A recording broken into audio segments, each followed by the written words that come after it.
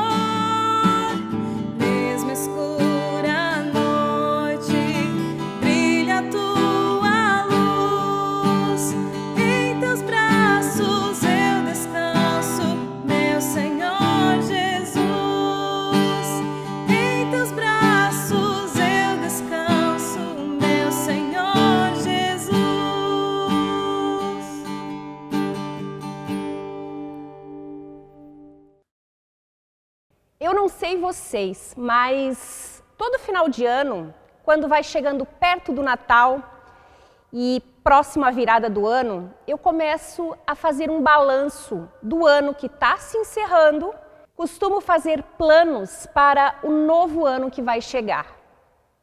Geralmente eu compro uma agenda e, além disso, eu também uso um calendário, normalmente o calendário da nossa comunidade, onde eu começo a pensar nas coisas que eu gostaria de realizar no próximo ano. Tem pessoas que planejam fazer uma viagem, ou ter uma vida mais saudável. Outras desejam inserir mais atividade física no seu dia a dia.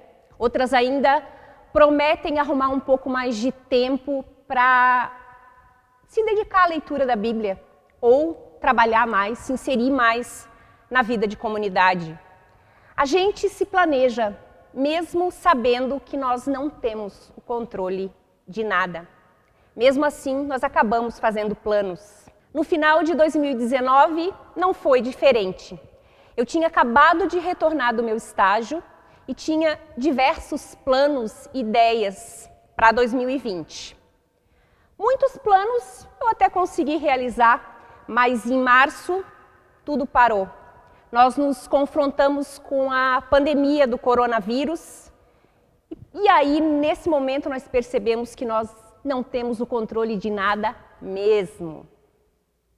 Eu parei de fazer planos a longo prazo e comecei a usar a minha agenda somente para organização de uma semana para outra, no máximo, sempre de olho nos decretos e nas leis que o nosso governador estipulava por conta da pandemia. Aliás, a pandemia nos fez experimentar um tempo muito diferente. Eu diria até um tempo estranho. Ao conversar com outras pessoas, o que eu mais escutava era isso. Nossa, que coisa mais estranha que a gente está vivendo, que tempo mais estranho, a gente ter que usar máscara o tempo todo, ficar isolado em casa sem ter contato com as pessoas. Realmente, é um tempo bem estranho. Quantas dificuldades e quantas tribulações nós estamos passando. Nunca nós havíamos passado por algo semelhante. E como tudo que é novo causa medo, inseguranças, geram incertezas na nossa vida. Enquanto eu me preparava para essa pregação, eu fiquei pensando nisso tudo e eu lembrei da primeira carta de Pedro, onde Pedro escreve para o povo de Deus que está espalhado por todo mundo, que está espalhado por todo canto devido à perseguição cristã. Eles eram perseguidos e por isso estava cada um em cada canto diferente, também passando por sérias e duras tribulações.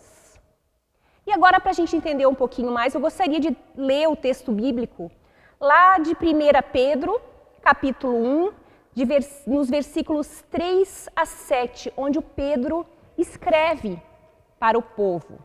Pedro diz: louvamos ao Deus e Pai do nosso Senhor Jesus Cristo, por causa da sua grande misericórdia. Ele nos deu uma nova vida pela ressurreição de Jesus Cristo. Por isso, o nosso coração está cheio de uma esperança viva. E assim, esperamos possuir as ricas bênçãos que Deus guarda para o nosso povo. Ele as guarda no céu, onde elas não perdem o valor e não podem se estragar, nem ser destruídas. Essas bênçãos são para vocês, que por meio da fé são guardados pelo poder de Deus para a salvação que está pronta para ser revelada no fim dos tempos. Alegrem-se por isso, se bem que agora é possível que vocês fiquem tristes por algum tempo, por causa dos muitos tipos de provações que vocês estão sofrendo. Essas provações são para mostrar que a fé que vocês têm é verdadeira. Pois até o ouro que pode ser destruído é provado pelo fogo. Da mesma maneira, a fé que vocês têm, que vale muito mais do que o ouro, precisa ser provada para que continue firme. E assim vocês receberão a aprovação, glória e honra no dia em que Jesus Cristo for revelado. Pedro escreve essa carta aos eleitos de Deus, aos peregrinos espalhados, como o próprio capítulo 1 fala, que estão vivendo como estrangeiros numa terra que não é sua.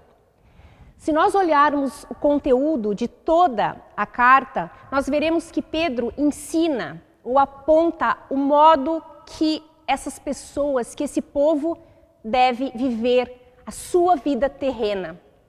Ele relembra que eles são peregrinos, que eles são estrangeiros e que justamente por esse motivo eles devem viver em temor a Deus.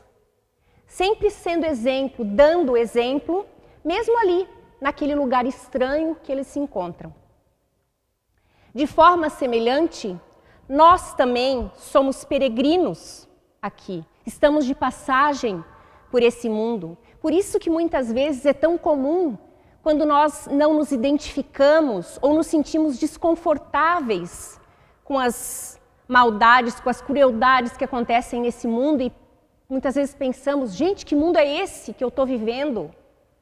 Isso é normal, porque a palavra lá em Romanos 12 nos fala, não vivam ou não se identifiquem com as pessoas que vivem nesse mundo, mas deixem que Deus os transforme por meio de uma completa mudança na mente de vocês. Nós, cristãos, devemos estar conscientes que nós estamos em peregrinação, em passagem, e que devemos sim nos estabelecer aqui, sermos exemplo, mas nós não devemos nos apegar muito às coisas desse mundo e ao próprio mundo.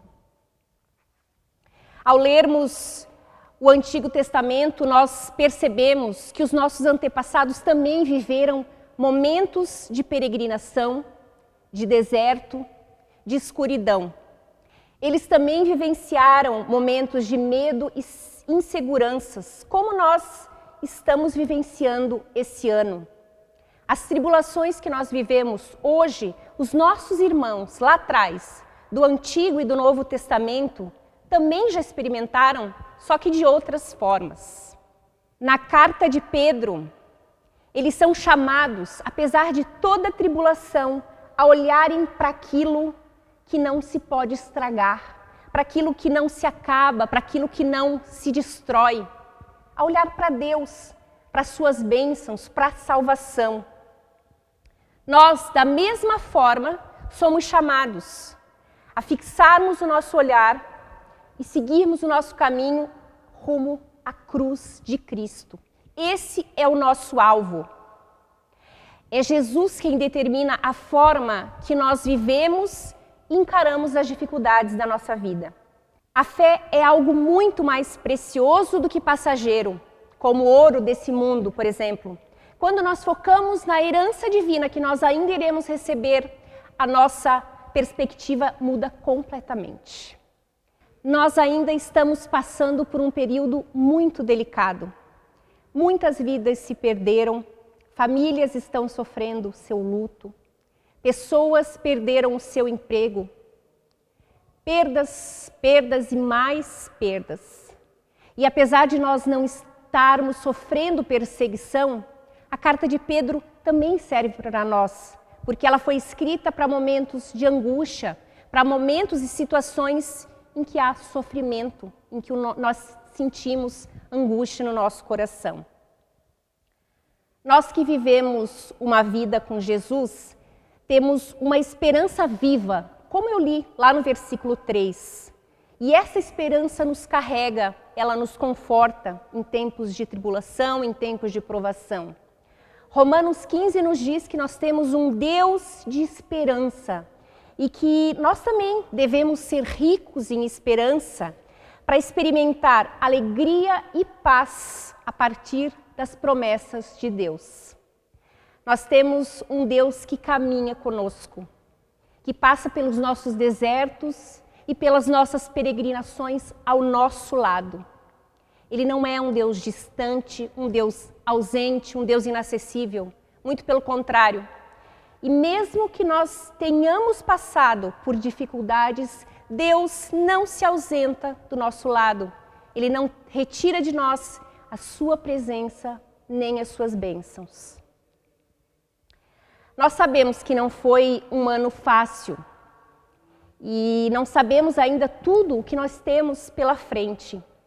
Mas nós não devemos permitir que o desespero e a desconfiança corroa a nossa fé e a nossa esperança, pois ela é muito valiosa e muito importante.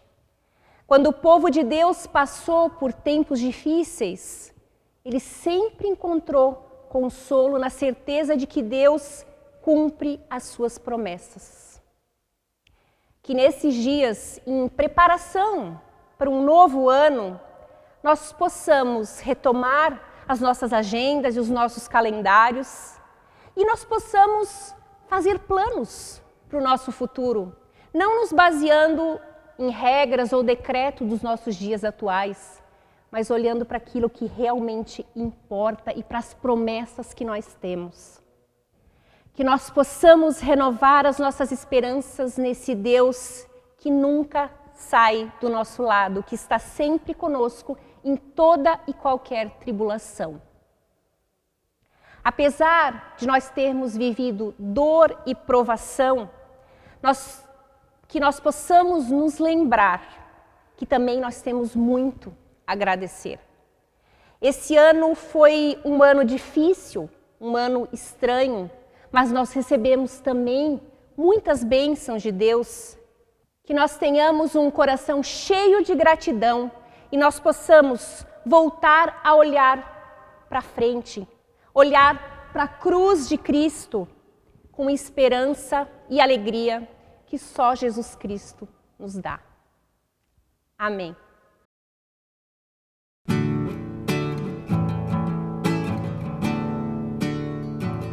Pelas dores deste mundo, ó Senhor, imploramos piedade. A um só tempo geme a criação, teus ouvidos se inclinem ao clamor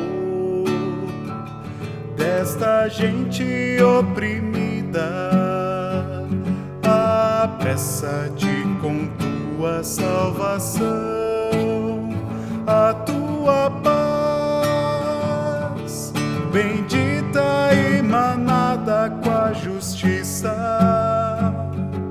Abrace o mundo inteiro, tem compaixão, o teu poder sustente o testemunho do teu povo,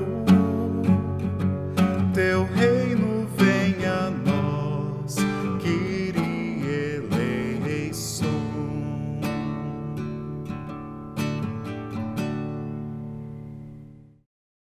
Nós temos alguns avisos. O próximo culto vai acontecer no dia 3 de janeiro, às 9 horas, aqui na igreja de forma presencial e também será transmitida online, ao vivo. A secretaria retorna ao funcionamento normal no dia 20 de janeiro. Não se esqueça de se inscrever aqui no nosso canal do YouTube da nossa comunidade. Basta só clicar nesse botão vermelho logo abaixo aqui da tela e se inscrever. Nós queremos nos dirigir a Deus em oração. Bondoso e amado Pai, nós entregamos a Ti o nosso restinho de ano e pedimos que Tu estejas conosco, conduzindo a nossa vida no final desse ano e no ano que está chegando. Nós sabemos que nós não tivemos um ano difícil. Muitas famílias passaram e ainda estão passando por dificuldades, mas nós sabemos que Tu estás no controle de tudo e cuidando de cada um de nós. Nós pedimos que Tu abençoes a cada família que hoje chora pelo luto. Nós Te pedimos por cada família enlutada, por cada pessoa que se encontra no leito de um hospital, lutando pela vida, doente, pelas pessoas que estão sozinhas e desamparadas nesse momento. Sê Tu com elas, Senhor, e com cada um de nós. Abençoe o nosso novo ano, abençoe a cada família e tudo ainda que temos pela frente. Colocamos a nossa vida em Tuas mãos, certos de que Tu tens o melhor para cada um de nós. Nós queremos orar agora a oração que o Teu Filho Jesus nos ensinou. Pai nosso que estás nos céus, santificado seja o Teu nome. Venha o Teu reino, seja feita a Tua vontade, assim na terra como no céu. O pão nosso de cada dia nos dá hoje. Perdoa-nos as nossas dívidas, assim como nós também perdoamos aos nossos devedores. E não nos deixes cair em tentação, mas livra-nos do mal, pois Teu é o reino, o poder e a glória para sempre. Amém.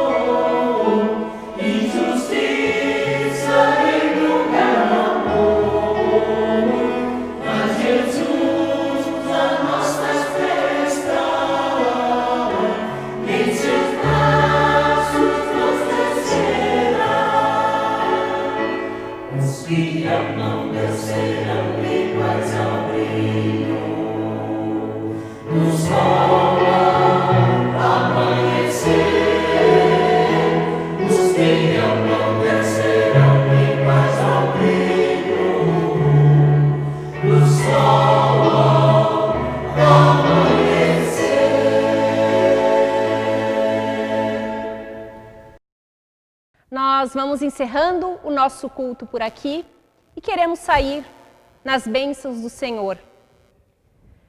O Senhor te abençoe e te guarde.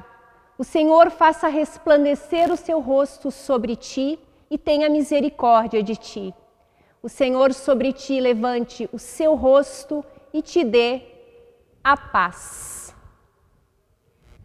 Fiquem na paz do Senhor, uma abençoada virada, um abençoado 2021 e até domingo, dia 3 de janeiro.